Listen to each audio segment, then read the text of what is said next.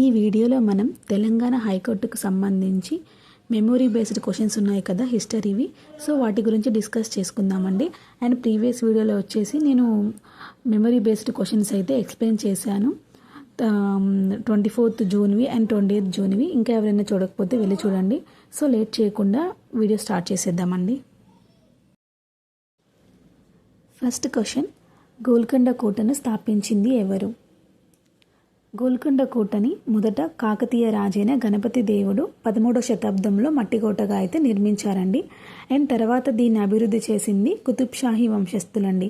ముఖ్యంగా కుతుబ్షాహీ వంశంలో సుల్తాన్ కులీ కుతుబుల్ మల్క్ గారు మరియు ఆయన వారసులు అయితే దీన్ని అభివృద్ధి చేయడం జరిగింది.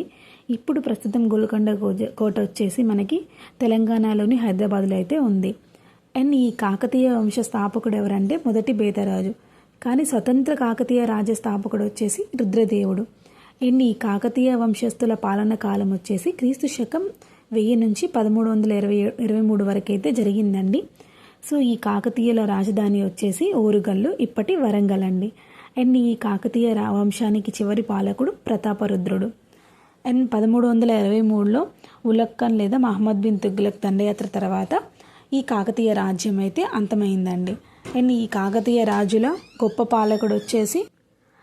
పాలకుడు గణపతి దేవుడు. ఈయన ఓరుగల్లుని బలమైన రాజధానిగా అభివృద్ధి చేశాడు. ఫస్ట్ మనకి రుద్రదేవుడు ఓరుగల్లుని అభివృద్ధి చేయడం ప్రారంభించారండి. ఆ తర్వాత గణపతి దేవుడు ఏంటంటే రాజధానిని పూర్తిగా ఓరుగల్లుకి మార్చి దాన్ని ప్రధాన రాజధానికి అయితే తీర్చిదిద్దాడండి. అండ్ నెక్స్ట్ గణపతి దేవుడు వచ్చేసి గొప్ప పాలకుడు అండి. ఈయన చెరువుల్ని, నీటిపారుదల వ్యవస్థను అయితే ప్రోత్సహించాడు మరియు వాణిజ్యం, వ్యవసాయం అభివృద్ధికి అయితే కృషి చేశాడు. అండ్ నెక్స్ట్ ఈ గణపతి దేవుడి యొక్క భార్య ఏమో సోమలాదేవి అండి, కుమార్తె వచ్చేసి రుద్రమాదేవి. సెకండ్ క్వశ్చన్, ఎర్రకోటను ఢిల్లీలో ఎవరు నిర్మించారు? ఎర్రకోటను ఢిల్లీలో వచ్చేసి షాజహాన్ నిర్మించారండి. దీని నిర్మాణం వచ్చేసి క్రీస్తు శకం 1639 నుంచి 1648 వరకు అయితే జరిగింది. అండ్ ఈ షాజహాన్ తాజ్మహల్ని కూడా మనకు కట్టించారండి. ఇది ఆగ్రాలో ఆయన భార్య జ్ఞాపకార్థంగా అయితే కట్టించడం జరిగింది. ఈ తాజ్మహల్ యొక్క నిర్మాణం వచ్చేసి క్రీస్తు శకం 1632 నుంచి 1653 వరకు అయితే జరిగిందండి. ఈ షాజహాన్ వచ్చేసి మొఘల్ వంశానికి చెందినవాడండి. ఈ మొఘల్ వంశం స్థాపకుడు బాబర్. దీన్ని క్రీస్తు శకం 1526లో అయితే బాబర్ అయితే మొఘల్ వంశాన్ని స్థాపించాడు. అండ్ మొదటి పానిపట్టు యుద్ధంలో ఇబ్రహీం లోడీని ఓడించి బాబర్ అయితే మొఘల్ సామ్రాజ్యాన్ని స్థాపించాడండి. మొదటి పానిపట్టు యుద్ధం వచ్చేసి మనకి 21 ఏప్రిల్ 1526లో జరిగిందండి. ఈ యుద్ధం వచ్చేసి బాబర్కు మరియు ఇబ్రహీం లోడీకి మధ్య జరిగింది. అండ్ బాబర్కి ఇబ్రహీం లోడీకి జరిగిన యుద్ధంలో ఇబ్రహీం లోడీ మరణించాడండి. అండ్ బాబర్ వచ్చేసి మొఘల్ సామ్రాజ్యాన్ని అయితే స్థాపించడం జరిగింది. అండ్ ఈ మొఘల్లో గొప్పవాడు వచ్చేసి మనకి అక్బర్ అండి. అండ్ చివరి వాడు వచ్చేసి 2వ బహదూర్ షా. అండ్ చివరి అత్యంత శక్తివైన పాలకుడు వచ్చేసి ఔరంగజేబ్ అండి.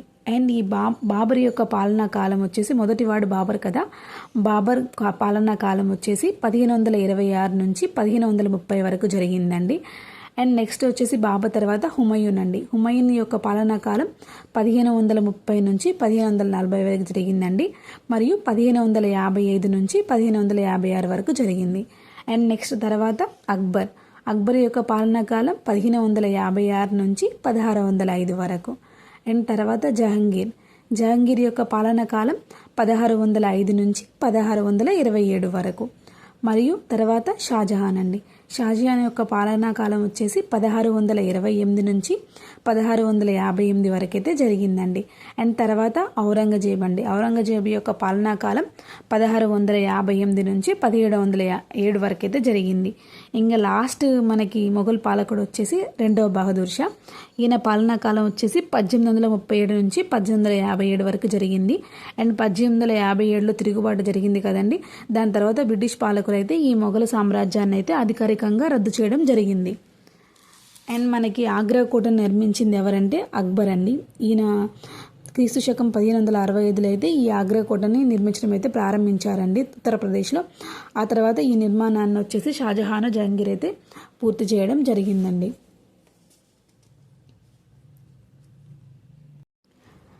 థర్డ్ క్వశ్చన్, గౌతమ బుద్ధుడి జననం ఎప్పుడు ఎక్కడ జరిగింది? గౌతమ బుద్ధుడి జననం మనకి క్రీస్తుపూర్వం 563 ప్రాంతంలో అయితే జరిగిందండి. ఇది వచ్చేసి ఆయన జన్మించింది లుంబినిలో. ప్రస్తుతం అది వచ్చేసి మనకి నేపాల్లో ఉందండి. అండ్ గౌతమ బుద్ధుడి యొక్క తండ్రి శుద్ధోదనుడు అండ్ ఆయన తల్లి మాయాదేవి.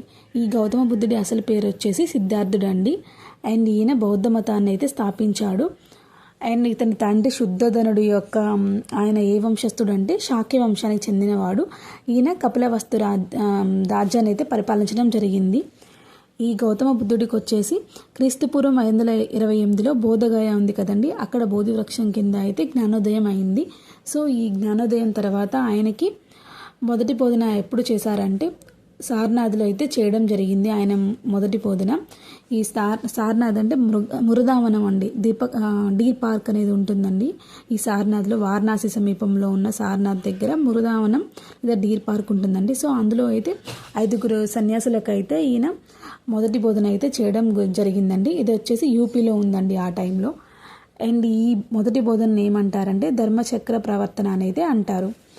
అండ్ మనకి బౌద్ధ మతంలో వచ్చేసి 3 రత్నాలు ఉంటాయండి, 3 రత్నాలు ఉంటాయి. అది వచ్చేసి మనకి బుద్ధం, ధర్మం, సంఘం. వాటిని మనం బుద్ధం శరణం గచ్చామి, ధమ్మం శరణం గచ్చామి, సంఘం కర్ణం గచ్చామి అని చెప్పేసి అంటాము. బుద్ధం అంటే అర్థం గౌతమ బుద్ధుడు అని, ధర్మం అంటే బుద్ధుని బోధనలు, మరియు సంఘం అంటే బౌద్ధ భిక్షువుల సంఘం. 4th క్వశ్చన్, ఇండియన్ ఆర్మీని ఎవరి మానస పుత్రిక అని పిలుస్తారు? దీనికి ఆన్సర్ మనకి మోహన్ సింగ్, కెప్టెన్ మోహన్ సింగ్ గారి మానసపుత్రిక అని పిలుస్తారండి ఇండియన్ ఆర్మీని. దీన్ని వచ్చేసి మనకి ఇండియన్ ఆర్మీని 1942లో అయితే స్థాపించడం జరిగింది. ఆ తర్వాత రాస్ బిహారీ బోస్ గారు అయితే దీన్ని పునర్వ్యవస్థీకరించారండి. ఈ ఇండియన్ ఆర్మీని కెప్టెన్ మోహన్ సింగ్ గారు స్థాపించిన ఇండియన్ ఆర్మీని రాస్ బిహారీ బోస్ గారు అయితే పునర్వ్యవస్థీకరించారండి. అండ్ ఈ ఇండియన్ ఆర్మీలో అత్యంత ప్రసిద్ధ నాయకుడు వచ్చేసి సుభాష్ చంద్రబోస్ గారండి. ఈయన 1943లో వచ్చేసి నాయకత్వం చేపట్టి ఆజాద్ హిందూ ప్రభుత్వాన్ని అయితే ఏర్పాటు చేయడం జరిగింది. అండ్ నెక్స్ట్ మనకి ప్రెసెంట్ ఇండియన్ ఆర్మీ సైన్యాధ్యక్షుడు వచ్చేసి జనరల్ ధీరజ్ సేత్ గారండి. ఇది వచ్చేసి మనకి కరెంట్ అఫైర్స్ అండి. ఈ జూన్ 30న అయితే జూన్ 30, 2026 అంటే నిన్ననే ఈయనైతే బాధ్యతలు చేపట్టడం జరిగిందండి. ఇండియన్ ఆర్మీ సైన్యాధ్యక్షుడిగా, చీఫ్ ఆఫ్ ద ఆర్మీ స్టాఫ్గా అయితే బాధ్యతలు చేపట్టారు. అండ్ ఇంతకుముందు వచ్చేసి మనకి chief of the army staff వచ్చేసి ఉపేంద్ర ద్వివేది గారండి. ఈయన 30 జూన్ 2024 నుంచి 30 జూన్ 2026 వరకు అయితే ఈయన చీఫ్ ఆఫ్ ద ఆర్మీ స్టాఫ్గా అయితే పనిచేయడం జరిగింది.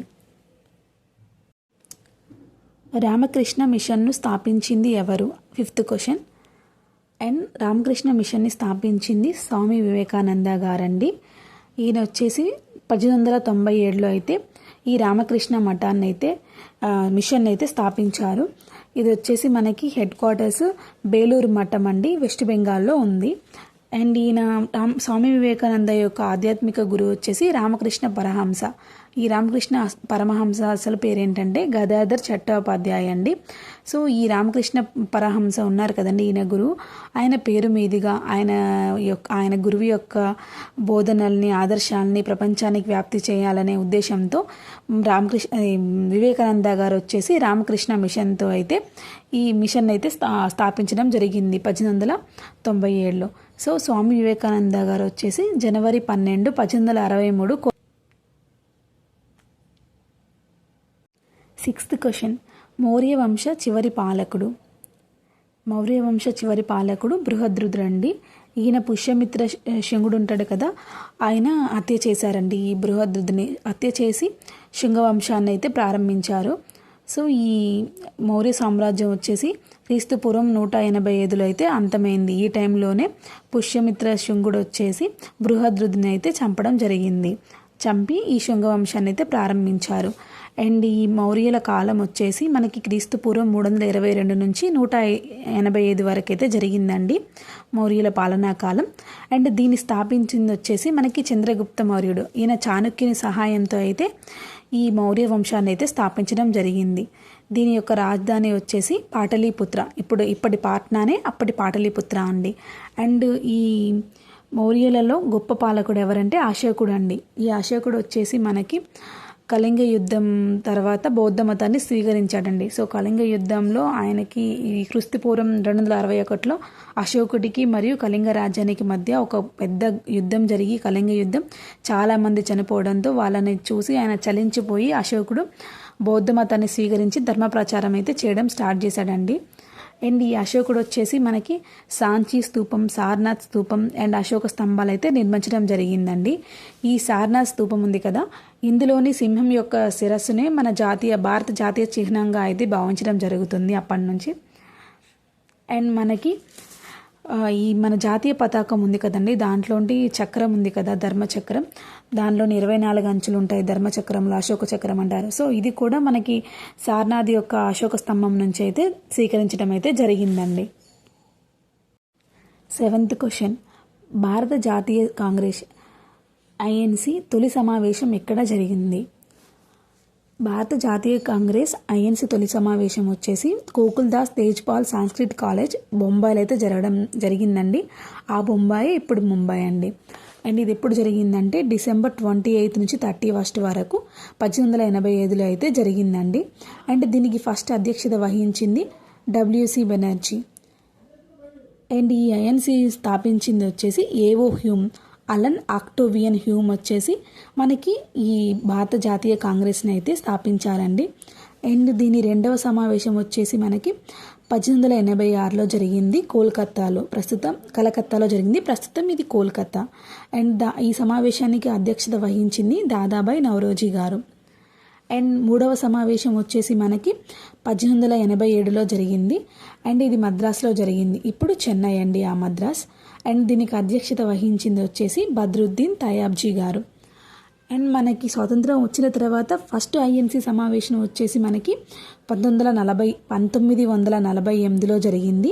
అది కూడా జైపూర్లో జరిగిందండి. దీనికి ఫస్ట్ అధ్యక్షత వహించింది వచ్చేసి పట్టాభి సీతారామయ్య గారు. అండ్ మనకి రెండవ సమావేశం స్వాతంత్రం తర్వాత 1950లో జరిగింది, నాసిక్లో జరిగిందండి. అండ్ దీనికి అధ్యక్షత వహించింది పురుషోత్తం దాస్ టాండన్ గారు. అండ్ మూడవ సమావేశం 1951లో జరిగింది. అండ్ అది న్యూఢిల్లీలో జరిగిందండి. దీనికి అధ్యక్షత వహించింది జవహర్లాల్ నెహ్రూ గారు. అండ్ 8th క్వశ్చన్, ఇది లాస్ట్ క్వశ్చన్ అండి. 1857 తిరుగుబాటులో గ్వాలియర్లో నాయకత్వం వహించింది ఎవరు అని చెప్పేసి అడిగారు. అండ్ దీనికి ఆన్సర్ వచ్చేసి రాణి లక్ష్మీబాయి గారండి. ఈమె తాంతియా తోపే సహాయంతో అయితే గ్వాలియర్ నుంచి నాయకత్వం వహించారు ఈ తిరుగుబాటులో. అండ్ ఈ తిరుగుబాటు అయిన తర్వాత 1858లో అయితే కోటాకి సరాయ్ అనే యుద్ధంలో వచ్చేసి ఈ గ్వాలియర్ సమీపంలో ఉన్న కోటాకి సరాయ్ యుద్ధంలో రాణి లక్ష్మీబాయి అయితే వీరమరణం పొందడం జరిగింది. అండ్ ఆ టైంలో 1857 తిరుగుబాటులో వచ్చేసి మీరట్ ఫస్ట్ మనకి స్టార్ట్ అయింది మీరట్ నుంచి అండి. ఈ 1857 తిరుగుబాటు May 10th అయితే స్టార్ట్ అవ్వడం జరిగింది మీరట్లో. దీన్ని మంగళం పాండే గారు అయితే స్టార్ట్ చేశారు ఈ యుద్ధాన్ని. ఈయనే తిరుగుబాటుకి స్ఫూర్తినిచ్చింది మంగళం పాండే గారండి 1857 తిరుగుబాటుకి. అండ్ ఫస్ట్ స్టార్టింగ్ అయితే ఈ తిరుగుబాటు మీరట్లో జరిగింది. అండ్ ఢిల్లీలోనేమో దీనికి రెండవ బహదూర్ షా నాయకత్వం వహించారు. అండ్ కాన్పూర్ నుండి నానా సాహెబ్ గారు, లక్నో నుండి బేగం హజరత్ మహల్, ఝాన్సీ నుండి రాణి లక్ష్మీబాయి, అండ్ గ్వాలియర్ నుండి రాణి లక్ష్మీబాయి మరియు తాంతియా తోపే, మరియు బరేలీ నుండి ఖాన్ బహదూర్ ఖాన్, బీహార్ జగదీష్పూర్ నుండి కున్వర్ సింగ్ గారు, అండ్ ఫైజాబాద్ నుంచి మౌలవి అబ్దుల్ షా. ఇలా ఒక్కొక్క ప్లేస్ నుంచి ఒక్కొక్కళ్ళు అయితే నాయకత్వం వహించారు. అసలు 1857 తిరుగుబాటుకి అంటే చాలా కారణాలు ఉన్నాయి, కానీ తక్షణ కారణం వచ్చేసి ఈ పిస్టల్ ఎన్ఫీల్డ్లో వచ్చేసి మనకి ఆవు కొవ్వుని పంది కొవ్వుని కలిపి పూయడం వల్ల, సో దాన్ని నూడితో కాల్చాలి కదా, సో దానివల్ల మన హిందువులకి ఆవు అంటే పవిత్రం, ప్లస్ ముస్లింలకు వచ్చేసి పంది అంటే నిషిద్ధం కదండి. సో దీని కారణం వల్ల వాళ్ళలో ఏమంటారు తీవ్ర అసంతృప్తి నెలకొల్పడంతో తక్షణంగా అయితే మనకి మీరట్ నుంచి మంగళం పాండే అయితే తిరుగుబాటుకి స్ఫూర్తినిచ్చారండి. అండ్ ఇది ఒక్కటే కారణాలు చాలా కారణాలు ఉండే, రాజకీయం పరంగాను అండ్ ఏమంటారు వ్యవసాయం వ్యాపారం పరంగానే రకరకాల కారణాలు ఉన్నాయి. కానీ తక్షణ కారణం మాత్రం ఈ రైఫిల్డ్లో వచ్చేసి ఈ ఆవు కొవ్వుని ప్లస్ పంది కొవ్వుని కలిపి పోయడమే దీని యొక్క మెయిన్ కారణం అండి. సో ఇవైతే నేను క్వశ్చన్స్ అయితే ఎక్స్ప్లెయిన్ చేశాను, 8 క్వశ్చన్స్. సో మీకు ఇన్ఫర్మేషన్ నచ్చింది అనుకుంటే ఇంకా వీడియోస్ కంటిన్యూ చేయాలంటే నేను వీడియోస్ కంటిన్యూ చేస్తాను. ఎందుకంటే ఈ క్వశ్చన్స్కి నేను ఎక్స్ప్లెయిన్ చేయడం వల్ల ఆ పాయింట్స్ వచ్చేసి నెక్స్ట్ ప్రాసెస్ సర్వర్కి ప్లస్ ఆఫీస్ సబార్డినేట్ ఎగ్జామ్స్ కూడా యూజ్ అవుతాయి. ఇవే కాదు ఇంకా ఏమైనా కాంపిటేటివ్ ఎగ్జామ్స్ కూడా యూస్ అవుతాయి. అందుకే నేను ఎక్స్ప్లెయిన్ చేస్తున్నానండి. సో నీకు ఈ వీడియో మీకు ఇన్ఫర్మేటివ్ అనిపించింది, మీకు యూజ్ అవుతుంది అనుకుంటే నేను కంటిన్యూ చేస్తానండి. కామెంట్స్లో చెప్పండి కంటిన్యూ చేయమని. సో ఈ 8 క్వశ్చన్స్ అయితే ప్రజెంట్ అయితే ఎక్స్ప్లెయిన్ చేశాను. ఇంకా ఇన్ఫర్మేషన్ ప్రొవైడ్ చేయాలా లేకపోతే ఇలా ఎక్స్ప్లెయిన్ చేస్తే సరిపోద్దా కూడా మీరు కామెంట్స్లో చెప్పండి. Thank you.